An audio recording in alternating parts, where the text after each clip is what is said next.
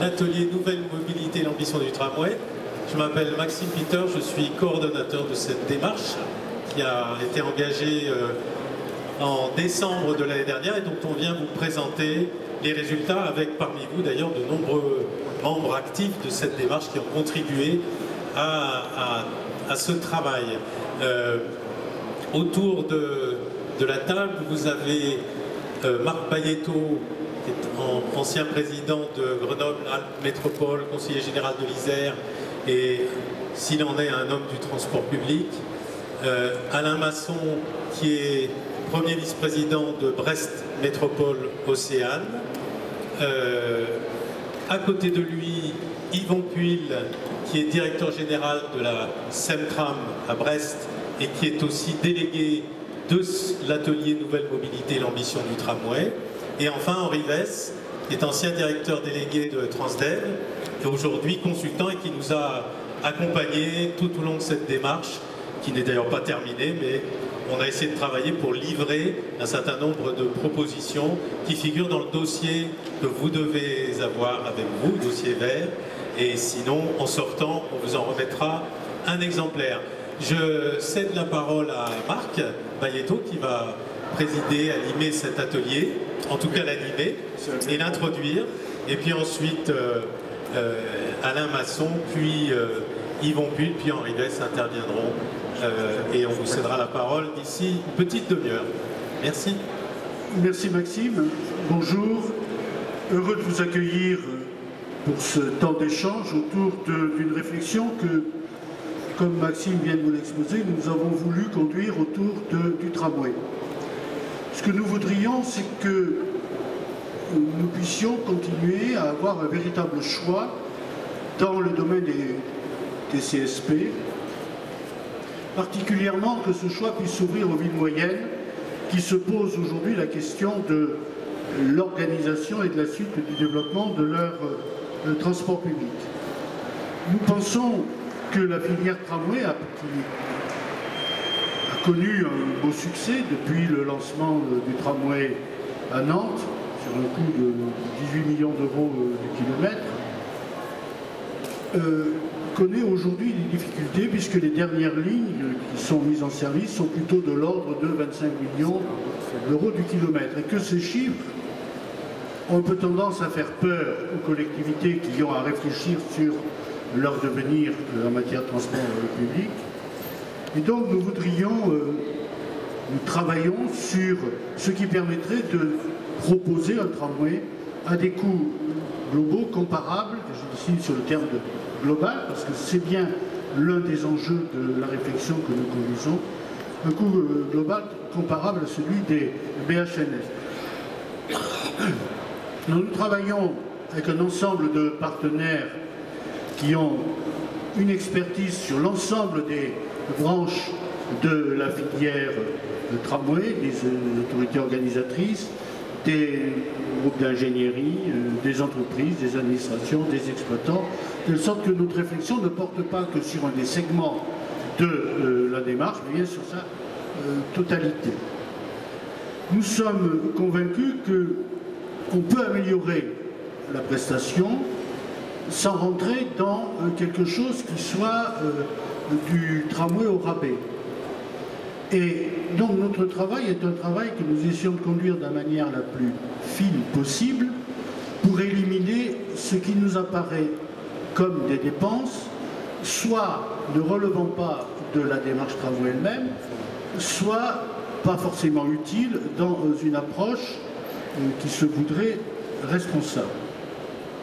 Nous pensons par ailleurs, et Alain Masson le développera beaucoup plus que moi, que le tramway est une réponse qui n'est pas comparable à celle du BHNS, parce que derrière, un BHNS n'est jamais qu'une ligne de bus améliorée. Un projet de tramway nous amène à réfléchir sur un projet urbain global. Et c'est bien parce qu'il y a cette dimension de projet urbain global que nous croyons beaucoup dans la capacité du tramway à être un peu plus qu'un simple outil de transport. Quand je dis un simple outil de transport, je le dis à des collectivités pour qui l'outil de transport est un outil essentiel. Donc Vous n'entendez pas là une vision péjorante du regard qui est porté sur ceux qui développent le transport public, mais bien comment passer à un niveau où on parle non seulement du déplacement, mais on situe le déplacement dans la ville, donc dans l'ensemble du projet urbain. Voilà rapidement ce que je voulais dire en introduction, et je laisse la parole à Alain Masson pour continuer, Alain co-animant l'atelier. Merci.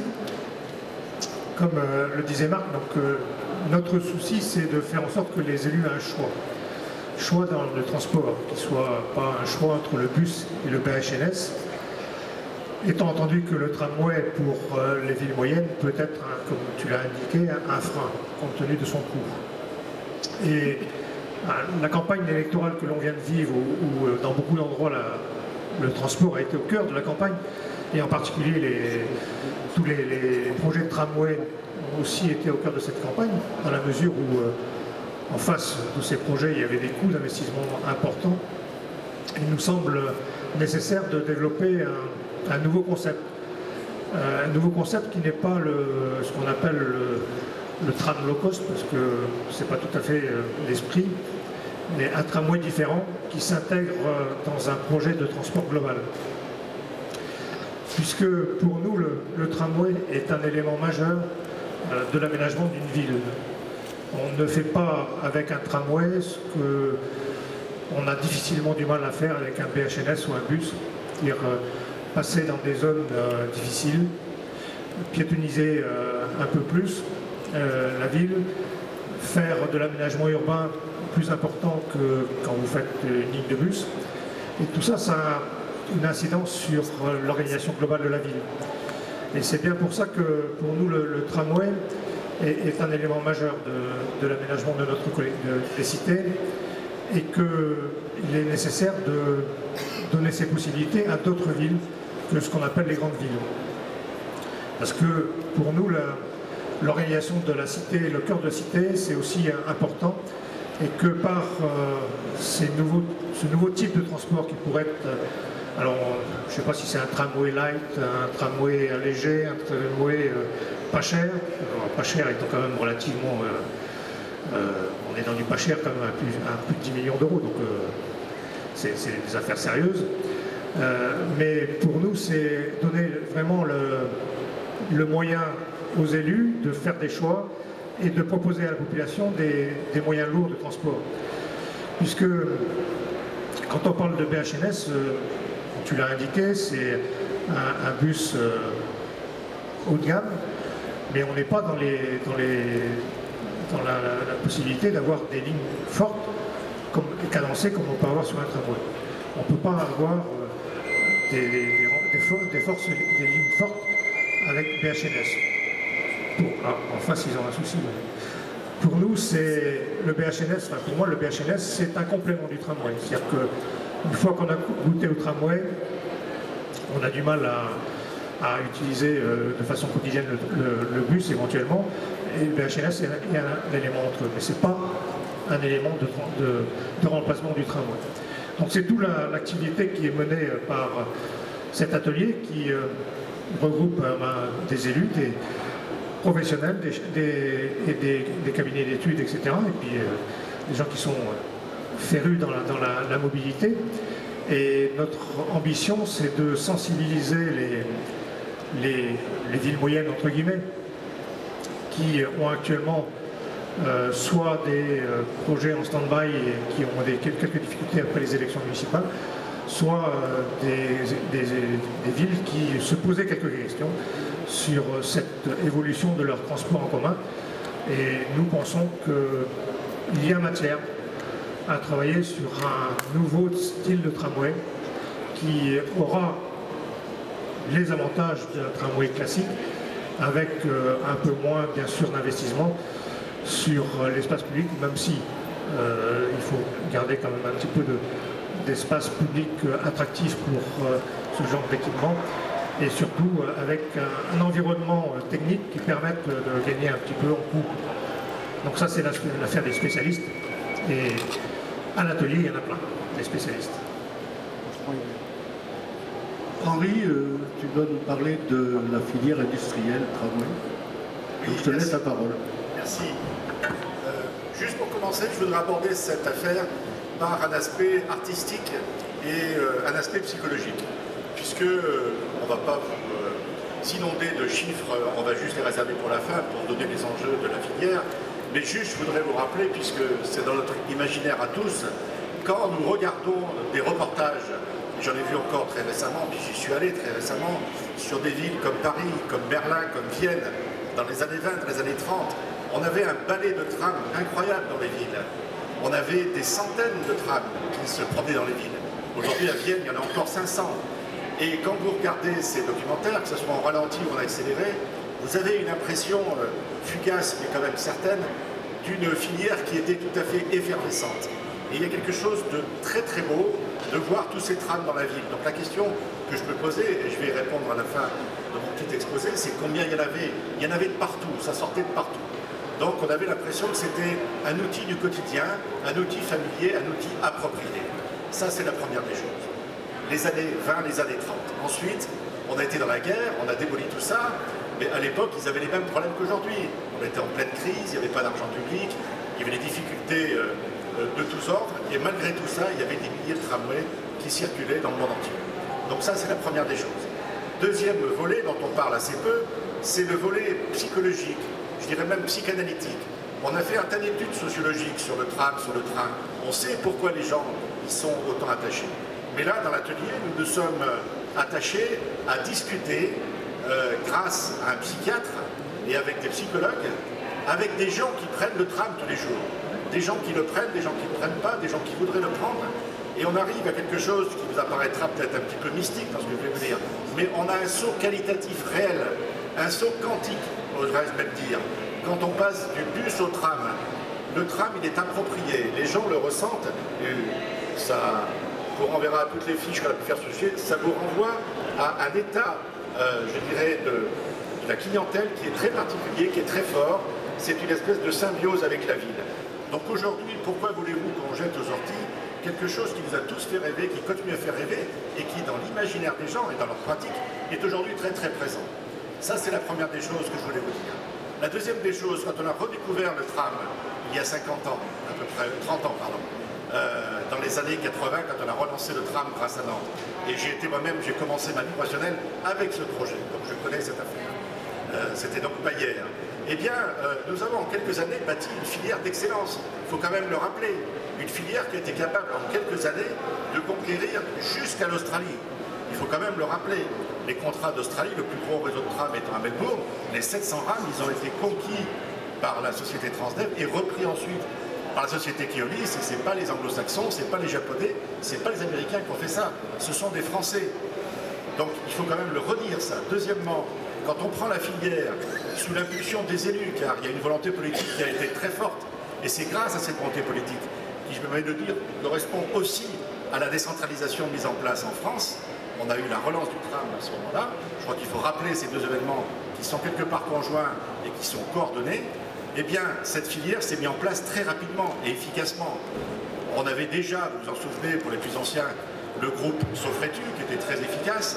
On entendait parler de Sofretu partout dans le monde, à propos des métros, etc. Puis tout d'un coup, on a vu arriver, justement, tout le groupe Sistra, le groupe Aegis, je ne vais pas tous les citer ici, mais tous ceux qui ont en quelques années été capables de placer en haut de l'étagère le tram français.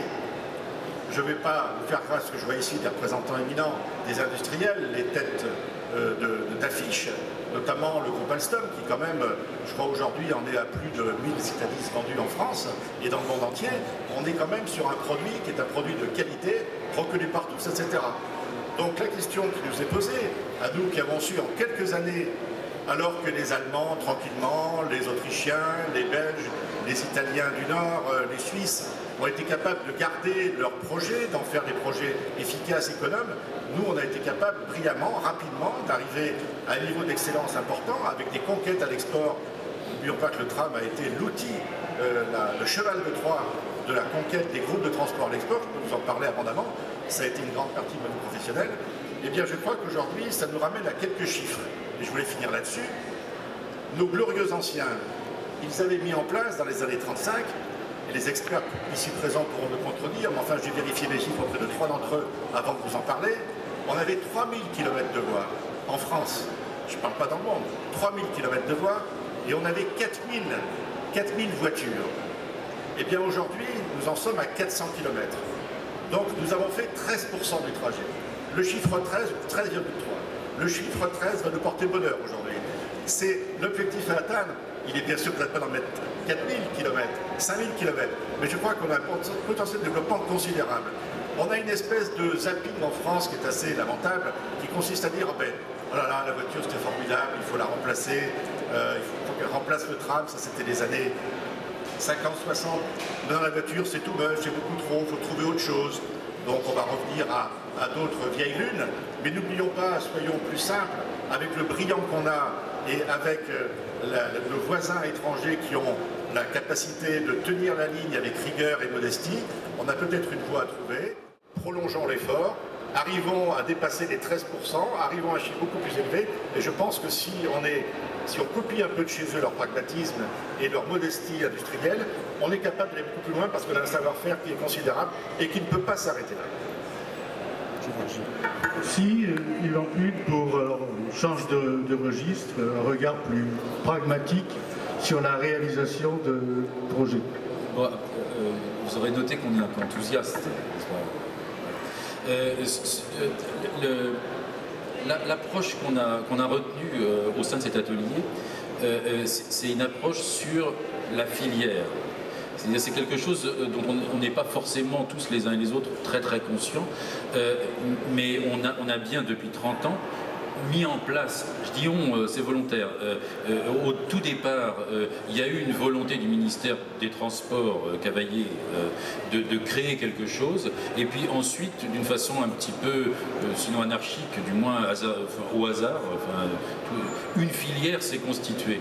Mais une filière, ça veut dire que c'est à la fois un encadrement légal, la loi, un encadrement normatif, réglementaire, puis des compétences, c'est-à-dire les bureaux d'études, les industriels, les entreprises et la volonté politique. C'est-à-dire que là, il y a eu un faisceau de volonté, de bonne volonté, qui s'est mis en place, qui s'est agrégé, et on a, au bout du compte, obtenu une filière industrielle globale, hein, un savoir-faire qu'on a exporté. Qu'est-ce qu'on constate depuis quelques années? Un enchérissement du prix moyen, du coût moyen de ce type de projet de tramway. Donc, comme le disait Marc, Nantes, pour mémoire, en 1985 et en euros constants, 18 millions d'euros du kilomètre. Et Nantes, à Nantes, on a tout inventé, c'est-à-dire la ligne 1 de Nantes, elle est absolument constitutive du tramway à la française. Tiens, je digresse, ceux qui ne sont pas allés voir l'exposition du tramway à la française rue du Faubourg Saint-Antoine, cet après-midi, allez-y. Enfin, ou demain, profitez des grèves, vous ne pourrez pas quitter Paris, allez voir cette exposition, elle est formidable. Bon. Donc, on a créé le tramway à la française. 18 millions d'euros à Nantes en euros constants, en gros 25 millions en moyenne aujourd'hui pour faire un tramway. Il y a 7 millions d'écart. Donc on va me dire oui mais maintenant c'est plus sophistiqué, on peut s'interroger sur l'intérêt de la sophistication. Et du coup, ces 7 millions-là, il faut absolument s'interroger pour savoir d'où ils sortent. C'est quoi? Ils sous-pèsent, ils sous-tendent quoi? Et donc l'atelier s'est occupé à essayer de comprendre où étaient ces 7 millions et accessoirement, est-ce que le prototype de Nantes, et donc je rappelle aux ingénieurs qu'un prototype ça coûte plus cher qu'une série, donc on peut quand même raisonnablement se dire que la série, maintenant que la filière est en place, on devrait être capable de faire à moins de 18 millions d'euros du kilomètre, ou alors on n'est pas tellement ingénieur, enfin je sais pas. Bref, où sont ces 7 millions et qu'est-ce qu'on peut encore gratter? Donc l'atelier s'est interrogé, savoir où est-ce que c'était, qu'est-ce que c'était. Et donc on a regardé la loi, est-ce que la loi qui régit, qui structure ce type d'appel de projet, est-ce qu'elle est appropriée, est-ce qu'elle correspond bien aux besoins, à la demande des élus? La réponse est non. Voilà. Et après, on peut un petit peu regarder d'où ça sort et pourquoi c'est comme ça. Donc il y a évidemment des raisons. Et on peut se dire, malgré tout, si on veut un remède, on peut peut-être l'aménager pour qu'elle soit plus flexible, plus adaptée aux besoins. Bon. Après, on regarde la réglementation. Est-ce que la réglementation correspond bien aux produits? Est-ce que finalement, cette réglementation qui est apparue au fil du temps en 30 ans, elle est tout à fait opportune, certaine? Bon, la réponse, c'est non, pas tout à fait, et donc c'est améliorable, c'est dans les fiches qu'on vous a distribuées. Ensuite, est-ce que les bureaux d'études n'ont pas une amélioration, un input là-dedans, dans ce coup? Et là, on en a une belle démonstration. À Besançon, par la simple volonté de réduire des coûts et de bon vouloir, enfin pas de bon vouloir, de bonne volonté, d'intérêt des bureaux d'études, on est passé à un coût kilométrique entre 16 et 18 millions d'euros du kilomètre euro d'aujourd'hui. Donc on se rapproche de la ligne fondatrice de Nantes. Mais ça, c'est sur l'effort simple de l'ingénieur, en quelque sorte. Ce qu'on est en train, nous, de mettre en lumière, c'est que du mauvais cholestérol, il y en a eu partout. Ce qui est normal, en 30 ans, enfin, pour ceux qui ont 20 plus 30 ans, là, enfin, ils comprendront, le mauvais cholestérol s'installe, il n'y a pas de doute.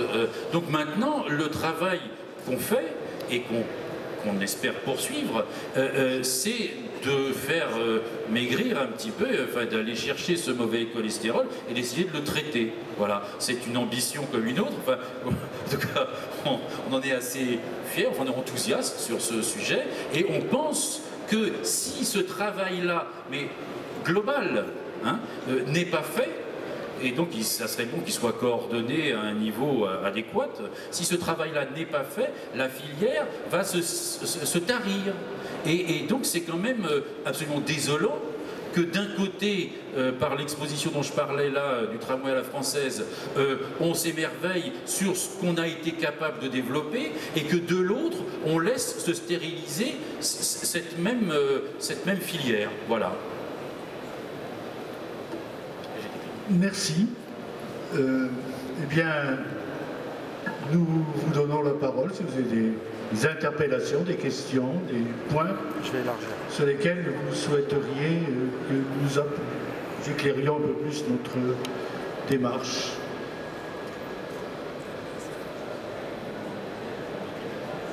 Monsieur, il y a un micro qui se... C'est l'argent les 4, comme ça. Donc tu vas récupérer sur la réponse.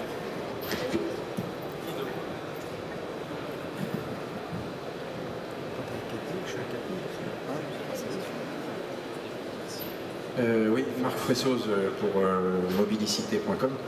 Enfin, je vous entends parler, je comprends bien le souci, mais j'ai un peu de mal à voir quelles sont les améliorations que vous avez apportées précisément.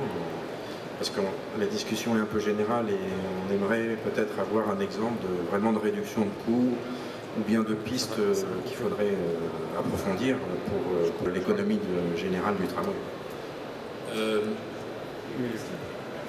Deux, trois exemples. Sur l'aspect légal, donc les projets de tramway sont encadrés par la loi MOP, maîtrise d'ouvrage public, donc qui verticalise totalement le travail, donc qui oblige la collectivité à spécifier en amont le projet, et ensuite qui la contraint, enfin qui l'oblige, oui, à prendre les services d'une maîtrise d'œuvre qui va faire une conception et en gros une conception gamée, enfin un petit peu très inspirée de ce qui s'est déjà fait. Ensuite un allotissement et donc des lots de travaux. Donc on connaît tous on connaît tous la genèse de cette loi MOP qui a été faite un petit peu à l'initiative des architectes de façon à garantir que le bâtiment sera sous maîtrise d'œuvre. Bon. Oui. c'est la loi de maîtrise d'ouvrage public. Donc c'est la loi qui spécifie comment une collectivité doit s'organiser pour réaliser une opération. Donc le diable est dans les détails, donc j'essaye de vous la décrire. La collectivité est obligée d'utiliser en amont les services d'un maître d'œuvre pour décrire de façon extrêmement fine le projet. Si la collectivité avait la possibilité de lancer un appel d'offres négocié sur du clé en main, c'est-à-dire sur quelque chose de global, en fait, la façon de faire serait infiniment plus ouverte et en fait, il y aurait dès le départ une négociation sur le budget qui serait beaucoup plus facile pour la collectivité et efficace. D'autant que, faisant comme ça, il y aurait une appréciation des différentes implications entre les sous-systèmes. Je suis désolé d'être un tout petit peu technique parce que, encore une fois, là, sur ce sujet, le diable est dans les détails. Donc, on aurait une globalisation des problématiques du système de transport qui ne générerait pas, sous-système par sous-système, des surcoûts qui, additionnés, voire multipliés les uns par rapport aux autres, génèrent des surcoûts. Un autre exemple peut-être plus simple sur l'aspect réglementaire. Les systèmes de transport guidés comme le tramway sont régis par un décret qui s'appelle le décret STPG, Sécurité des transports guidés, qui impose à un maître d'ouvrage de réaliser une étude de sécurité extrêmement pointilleuse, donc qui va bien au-delà de l'application des normes, de façon à avoir l'autorisation d'exploiter le réseau au moment où il est construit. Ce décret est décliné de deux façons, donc il y a une tutelle de l'État sur la réalisation à venir, et cette tutelle, elle est étudiée, enfin elle est surveillée par des experts, qui s'appellent les EOQA, qui interviennent tout au long de la conception pour garantir la sécurité d'ensemble. Donc d'un côté, on a des normes qui sont appliquées par les bureaux d'études, et en parallèle, on a un certain nombre d'experts qui viennent interférer sur la conception elle-même, de façon à assurer la sécurité. Tout ça part d'un bon sentiment, simplement il faut voir que ça s'applique à un système de transport qui est le plus sûr, dans les transports en commun dont on dispose, qui est le plus sûr absolument global. Bon, pour donner des chiffres, le tramway a un taux d'accident qui est 3 fois inférieur au bus. Et en gros, si on image, le tramway transportant 2 fois plus de personnes par élément, par tramway, en gros, donc un tramway par capita est 6 fois moins accidentogène qu'un bus. Et c'est sur le tramway qu'on applique des prescriptions de sécurité absolument draconiennes, voire au-delà du draconien, parce qu'il y a une part aussi après de fantasme et de fantaisie de la part de ces experts. Est-ce que c'est raisonnable? Donc tout ça générant évidemment des surcoûts, il y a sans doute à réfléchir sur est-ce qu'on n'est pas allé un petit peu trop loin dans ces prescriptions réglementaires? Est-ce qu'on n'aurait pas intérêt à réduire un petit peu, à aménager ou à regarder, voire à créer un bureau accident comme il y a dans l'aviation pour analyser les accidents ou incidents qui peuvent se produire sur des réseaux. Le STRMTG, donc l'organe de l'État qui s'occupe de ça, fait aussi fonction de bureau accident. Et ils ont eu des recommandations tout à fait pertinentes. Mais est-ce que ça ne serait pas suffisant? Voilà. Est-ce que j'ai répondu un petit peu, j'illustre vous voulez que je développe sur les entreprises ou ce qui pourrait être fait au niveau des entreprises? Est-ce que vous pourriez, tu peux le repasser le micro au monsieur là-bas?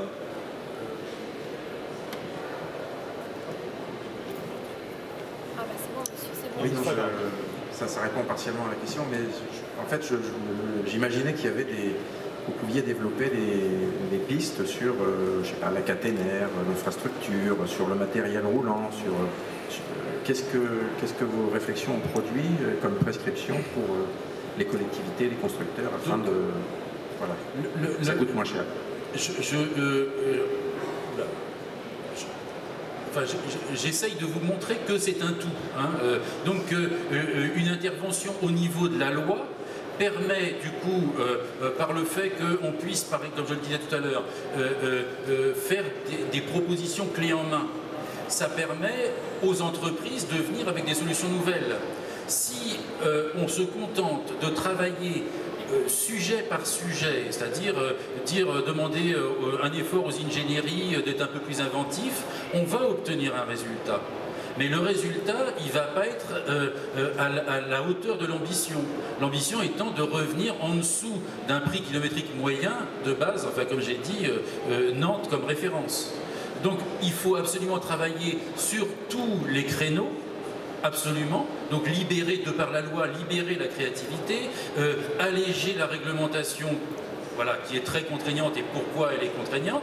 Donc il faut voir que tout ça s'est fait au fil du temps.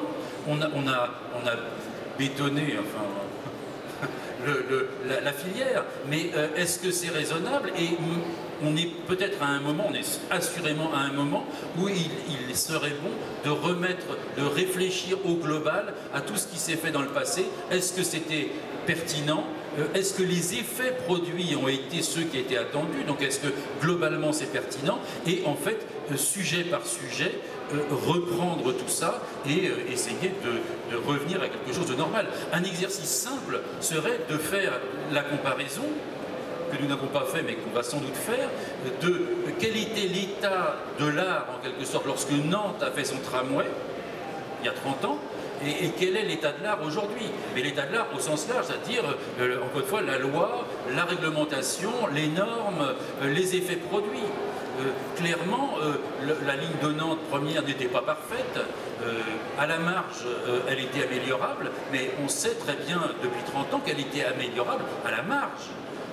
Il n'y avait pas 7 millions de différence entre ce qui se faisait à ce moment-là et ce qui se fait maintenant. Enfin, ce qui se ferait, ou combien ça coûterait en introduisant sur la ligne de Nantes, ou l'ingénierie de cette ligne, les éléments qu'on connaît aujourd'hui.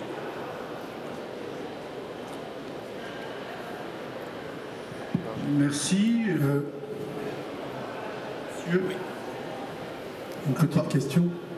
Monsieur Oufon, d'abord. Je vous en prie. Bonjour, Francis Nakache, directeur général CAF France, constructeur ferroviaire. En fait, je suis ravi de vous entendre aujourd'hui parce que la présentation... Pardon ? C'est partagé.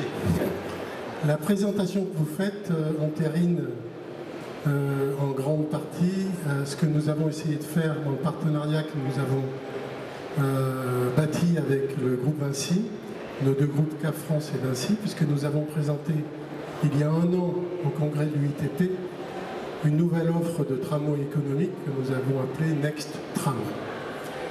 Et cette nouvelle offre se positionne exactement sur le champ que vous avez cité, à savoir réduire le coût d'une offre globale de tramway, en même temps montrer que l'on peut avoir une vraie alternative au BHNS, ou plutôt exactement montrer qu'on peut avoir un tramway pour pas vraiment plus cher que le BHNS, avec toutes les qualités du tramway que vous avez démontrées.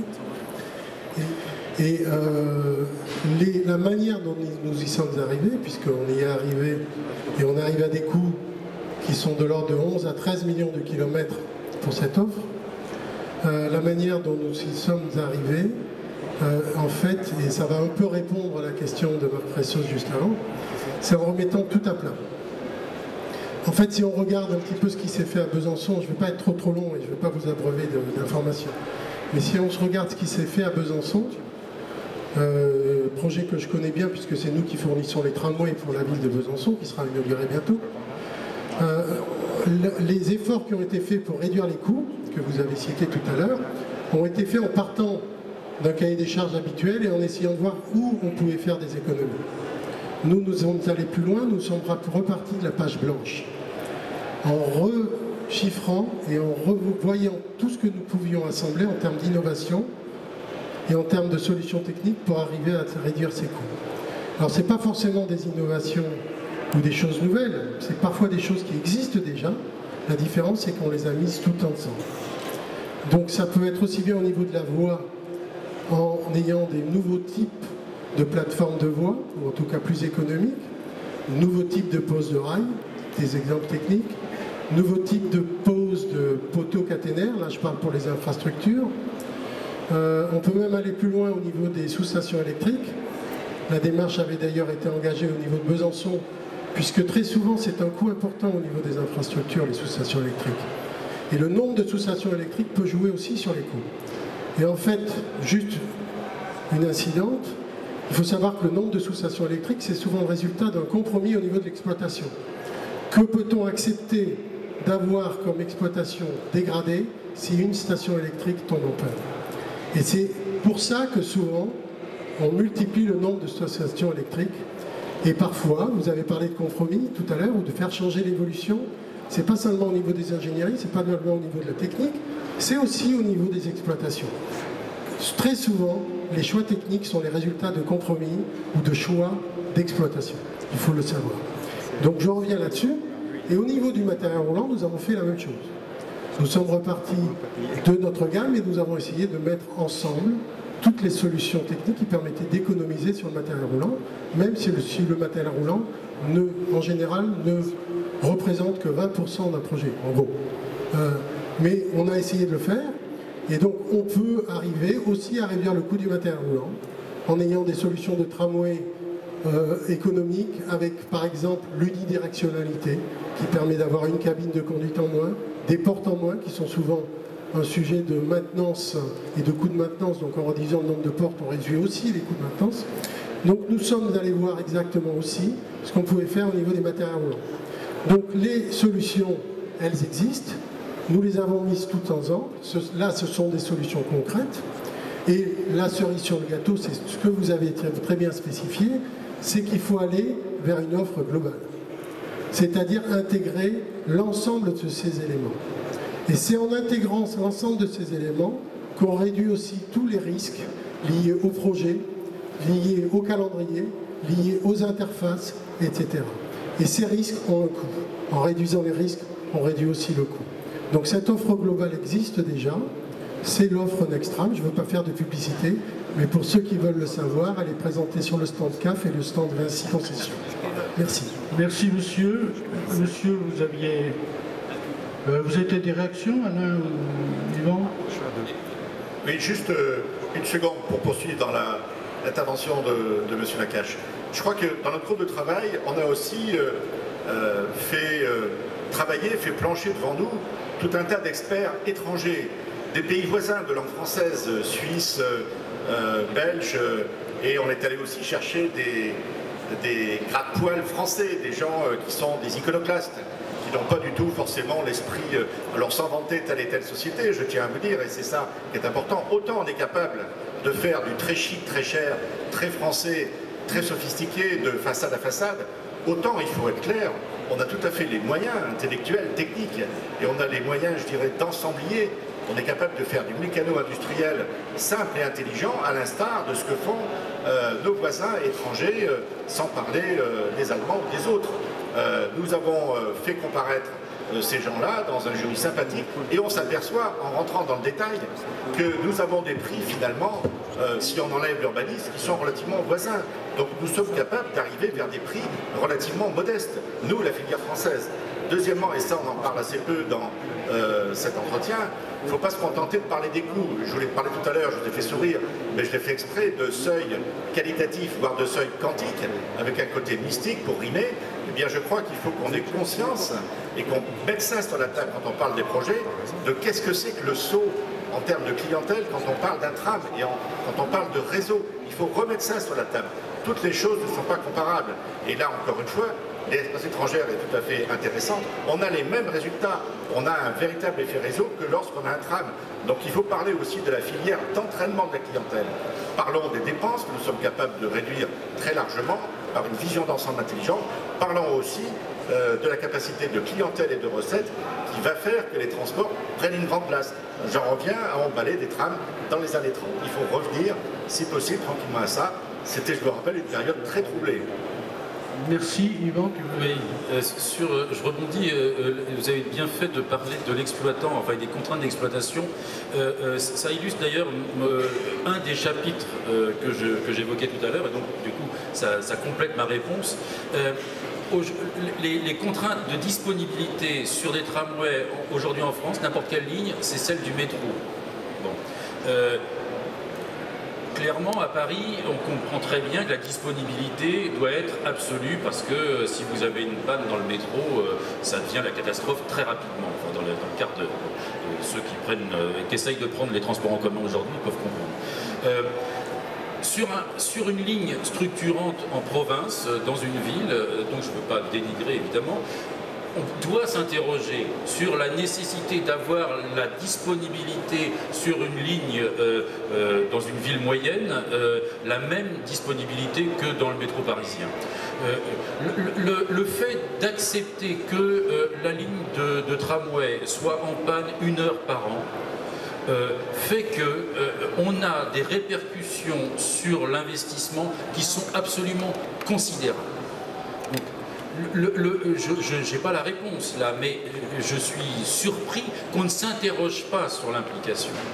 Et ça me paraît aussi important dès l'élaboration du projet de se demander qu'est-ce qu'on veut en termes de qualité, de placer le curseur et dire voilà le taux de panne qu'on accepte décemment, parce que bien sûr ça va créer des perturbations, mais elles sont acceptables, en tout cas on les assume. Mettre ça en regard du surcoût généré si on reste sur des taux de disponibilité absolument exceptionnels, taux de disponibilité d'une grande métropole. Est-ce que c'est normal? Ce qui est surprenant, c'est qu'on ne s'interroge pas là-dessus. Voilà. Merci. Une dernière question, monsieur, puisque je crois qu'on doit libérer les lieux. Bonjour, Jean-François Blanc, Alstom Transport. Je pense que vous avez en partie répondu à ma question.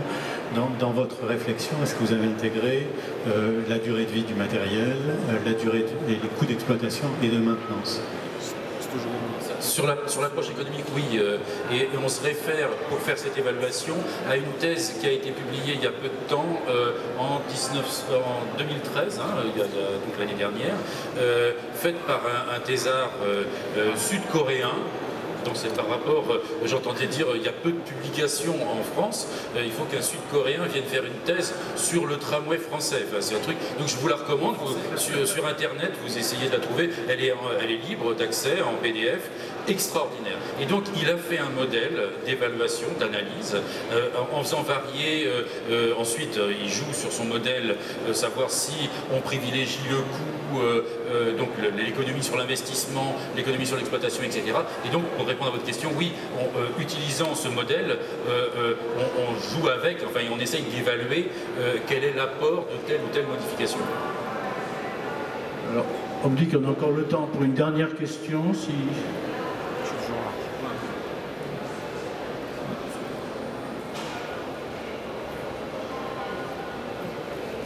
On est quelques voisins belges ici, être venus vous voir chez vous. Et ça nous intéresse beaucoup évidemment le débat que vous avez, puisqu'on se pose tous les mêmes questions sur le coût des réseaux tramway. Bon, vous savez qu'on n'utilise pas toujours exactement les mêmes méthodes que chez vous et que ça nous permet de faire quand même quelques économies de pause. Mais une question qui revient chez nous dans les discussions avec le monde politique, c'est qu'ils sont très séduits par les expériences d'alimentation par le sol et qu'on a quand même une petite idée du coût que ça représente. Quelle est votre évaluation depuis qu'on a tenté ces expériences en France? Quel est le retour finalement d'évaluation? Parce que c'est vrai que les urbanistes adorent ça, il n'y a plus de lignes aériennes, c'est tellement joli, mais en termes de coût d'exploitation, de coût d'investissement, c'est quand même quelque chose qui finalement, à mon sens, a tendance à pénaliser le projet de développement du tram, parce que c'est quand même un surcoût considérable en investissement, autant qu'à l'exploitation. Donc, nous, sur l'alimentation par le sol, on ne s'y est pas intéressé. C'est quelque chose qu'on n'a pas évalué, enfin pas pour le moment. Comme j'ai dit, on a eu une approche un petit peu par chapitre. La loi, qu'est-ce qui peut se faire, qu'est-ce que la technique permet. Vous voyez. Donc l'incidence de l'alimentation par le sol, que les architectes, enfin les urbanistes adorent. Voilà, et c'est vrai que, et en plus, même, je suggère à tous les ingénieurs présents là, de s'y intéresser aussi, c'est un truc extraordinaire. Voilà. Bon. Franchement, fabuleux. Donc, on n'a pas fait d'évaluation technico-économique de cet apport. Par contre, excuse-moi. Non, je t'en prie. On a fait une session, par contre, sur le tramway belge. extraordinaire. Voilà. Vive les Belges, je dis pas ça pour vous, de façon globale. Il y a un pragmatisme extraordinaire sur les réseaux belges dont on devrait un tout petit peu s'inspirer. Voilà. Et donc on y vient peu à peu, donc il y a une espèce de convergence. Donc continuez sur vos réflexions avec l'alimentation par le sol, nous on va continuer notre réflexion sur la simplicité, et puis on arrivera bien quelque part. Donc les Belges, très très pragmatiques, traitent des sujets qui nous causent des problèmes métaphysiques d'une façon extrêmement simple. Presque deux opposés, le tramway de Valenciennes, la deuxième ligne avec des tronçons en voie unique. Excellente idée, brillante, bon, audacieuse. Évidemment, comme on est français et qu'on aime la technique, on a mis des systèmes de contrôle, enfin de sécurité, de signalisation ferroviaire très sophistiqués pour pas qu'il y ait de nez à nez, hein, au titre de la sécurité. Bon, les Belges, sur la ligne des plages, à très forte capacité, ils utilisent le bâton. Et ça répond exactement à la même fonction. Donc ce que nous, on traite d'une façon très sophistiquée avec des automates de sécurité, des systèmes NS1, enfin de relais de sécurité, etc. Eux, ils ont un bâton. Celui qui a le bâton, il peut rouler. Donc ils se croisent, évidemment, ils se passent le bâton. Et si tu m'as passé le bâton, je peux y aller. C'est basique, n'est-ce pas? Et ben, c'est extrêmement efficace. Voilà. Donc je ne suis pas en train de faire de la réclame et dire sur les réseaux français où on est en monovoie, il faudrait mettre du bâton, mais presque. Voilà. Je parlais de convergence, c'est très intelligent, c'est du bon sens. Voilà. Donc c'est pas forcément la peine d'aller mettre des niveaux de sécurité comme pour la fusée Ariane, qui parfois quand même explose. Hein. Bon. Donc c'est pas la peine forcément d'aller mettre des systèmes de sécurité, de très grande sécurité, là où on peut utiliser un bateau. Vous avez bien compris, mais je vais laisser Maxime conclure, qu'on a commencé à explorer fait des pistes, mais que plus ça va, plus on a envie de continuer à en explorer, parce qu'il nous semble qu'on est loin d'être au bout de nos démarches. Maxime, si tu veux bien dire les mots de la conclusion. Ce ne sera pas une conclusion, mais c'est juste vous donner la possibilité, si vous le souhaitez, de travailler avec nous, ou en tout cas de rester informé de cette démarche. Donc vous avez là quelques informations utiles. D'abord un site internet, une adresse. Vous pouvez nous contacter à travers deux adresses, une adresse de contact Atelier du Tram ou mon adresse. Vous avez des dates, une qui est indiquée là, le 9 juillet, qui est une rencontre ouverte aux collectivités. Donc on va commencer d'engager un dialogue avec les collectivités qui aujourd'hui réfléchissent sur des projets de TCSP ou sont en train de remettre à plat des projets qui avaient été engagés. Il y a une autre rencontre qui est prévue le 18 juin, qui est une rencontre de réflexion cette fois-ci de l'atelier lui-même. On a tenu 7 rencontres depuis le mois de décembre, on a auditionné beaucoup de monde. Aujourd'hui au sein de l'atelier, on peut dire que presque tout le marché du tramway français est représenté, de l'ingénierie aux constructeurs de matériel roulant, en passant par les industriels, du transport, des travaux publics, les autorités organisatrices bien sûr, des experts, les exploitants, tout le monde est là. Et donc c'est un lieu ouvert de réflexion, de partage ou de retour d'expérience et de propositions. Vous êtes donc les bienvenus. 2, c'est un centre de ressources. Donc c'est un lieu qui peut venir en appui des collectivités, puisque tout le monde est là. Donc il n'y a pas d'intérêt particulier dans cette démarche, sinon l'intérêt partagé de relancer le tramway en France. Et enfin, demain, à partir de septembre, ce sera une association, et donc tout aussi ouverte, mais néanmoins un petit peu plus structurée. Tout ça pour vous dire que le travail en est à son début, et qu'aujourd'hui on est juste venu vous expliquer la philosophie de la démarche, la finalité, et surtout de vous inviter à monter dans le bateau, ou plutôt dans le tram. Merci à tous, au revoir.